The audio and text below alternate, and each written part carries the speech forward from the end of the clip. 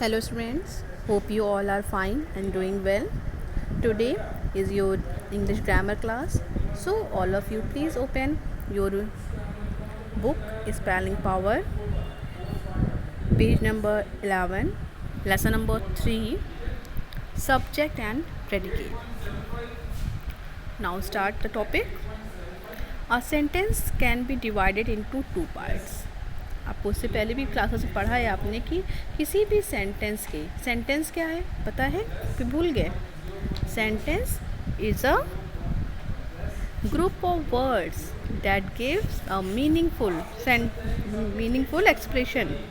A sentence is a group of words that give meaningful sense या complete sense. कुछ भी आप कह सकते हैं कि वाक्य क्या है. वाक्य शब्दों का ऐसा समूह है जिससे कुछ अर्थ निकलता हो.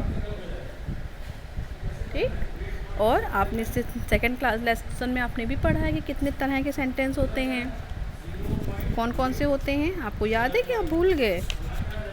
क्या थे? Assertive sentence, interrogative sentence, imperative sentence, exclamatory sentence and optative sentence. Now in this chapter we read about the subject and predicates. किसी भी सेंटेंस के दो मेन पार्ट्स होते हैं, ठीक है, जिसको हम कहते हैं subject and predicate. Her sentence के दो पार्ट हैं. सब्जेक्ट आप समझ रहे हैं, जिसके बारे में बात की जा रही हो, ठीक है, वो सब्जेक्ट होता है. और तो सब्जेक्ट को आप इजीली आइडेंटिफाई कर सकते हैं कि किसके बारे में बात हो रही है. तो सेंटेंस में जो भी आपका नाउन होगा, ठीक है, या प्रोनाउन होगा. हम सब्जेक्ट क्या होते हैं, नाउन है या कोई प्रोनाउन होगा. तो जो भी नाउन या प्रोनाउन है आपके सेंटेंस में वो आपके सब्जेक्ट होंगे. और बाकी जितना भी आपका पार्ट है सेंटेंस का जो हमको सब्जेक्ट के बारे में इंफॉर्मेशन दे रहा होगा वो सारा आपका प्रेडिकेट कहलाता है. ठीक है. ये छोटी सी बात है कि सब्जेक्ट क्या है. सब्जेक्ट का मीनिंग आप समझते हैं कर्ता, यानी कि जिसके बारे में बात हो रही है. It should be a noun और प्रोनाउन. ये आपका नाउन भी हो सकता है और प्रोनाउन भी हो सकता है. और बाकी जो भी पार्ट बचा आपका सब्जेक्ट को छोड़ के जो भी सेंटेंस का पार्ट है उस पार्ट को हम कहते हैं प्रेडिकेट.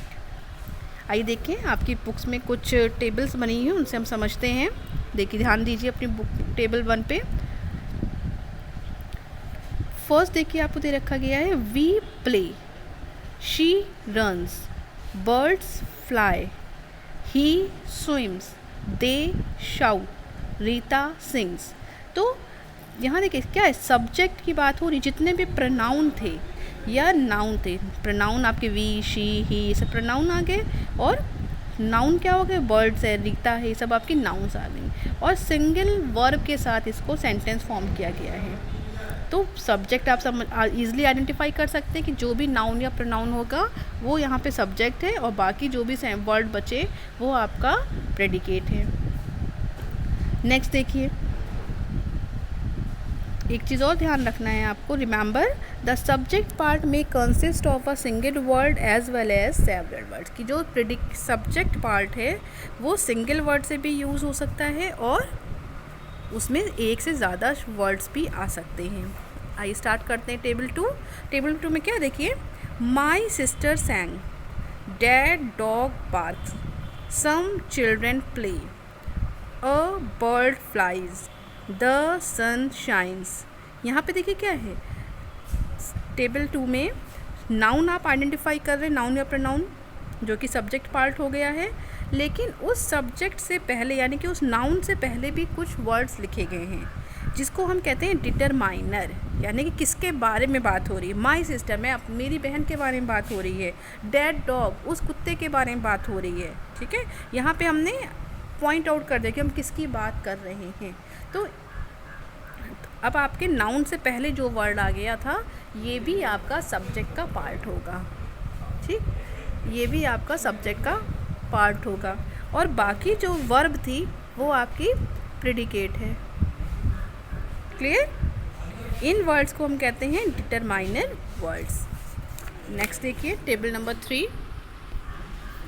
यहाँ पर डिटरमाइनर वर्ड्स भी है उससे पहले नाउन के लिए कोई एडजेक्टिव भी यूज़ करा गया है। ठीक है, तो क्या है, the tall boy played well. अब यहाँ पे देखिए क्या है, प्रिडिक्ट जो सब्जेक्ट था उसमें 3 पार्ट्स हो गए, 3 वर्ड आ गए हैं। द टॉल बॉय, जो बॉय तो नाउन आपका है, और ना बॉय की क्वालिटी क्या है कि वो टॉल है, ठीक है। तो वो उसका जो एडजेक्टिव यूज़ किया गया है वो एडजेक्टिव भी आपका सब्जेक्ट काउंट होगा। यहाँ पे आप केवल बॉय को या स्टूडेंट को नहीं सब्जेक्ट कहेंगे, ये पूरा the tall boy, those naughty students, his Elder brother, ये सब आपके क्या होंगे, सब्जेक्ट होंगे,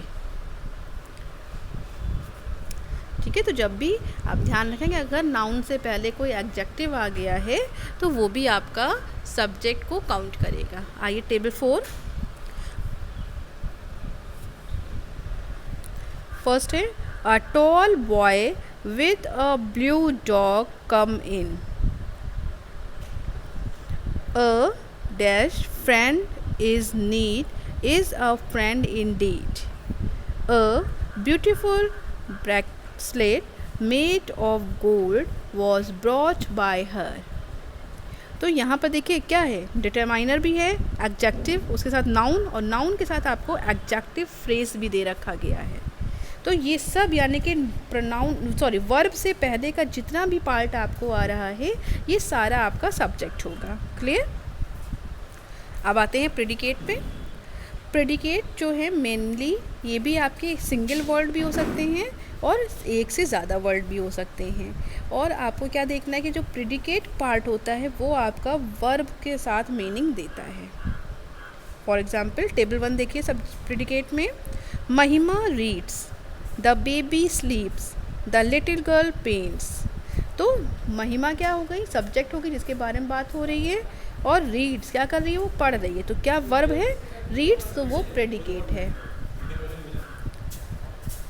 नेक्स्ट है देखिए प्रेडिकेट टेबल 2, सब्जेक्ट हो कौन हो गया, द टीचर, और प्रेडिकेट है पनिश्ड रोहन, यानी कि अब किसको टीचर ने पनिश किसको किया, रोहन को किया, यानी कि रोहन क्या है, ऑब्जेक्ट हो गया, तो ये भी आपका प्रेडिकेट का पार्ट होगा।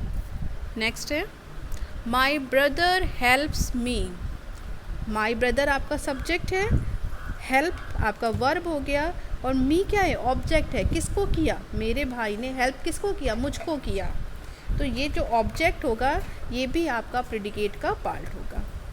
नेक्स्ट आते हैं टेबल नंबर 3 में देखिए, सब्जेक्ट है आई, और वर्ब क्या है, गेव हिम अ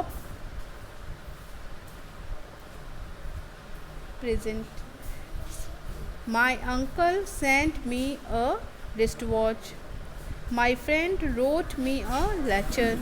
तो सब्जेक्ट के साथ आपके वर्ब भी आ रहा है, नाउन या प्रोनाउन फेसेस भी आ रहा है, यानी कि इनडायरेक्ट ऑब्जेक्ट भी आ रहा है और डायरेक्ट ऑब्जेक्ट भी आ रहा है।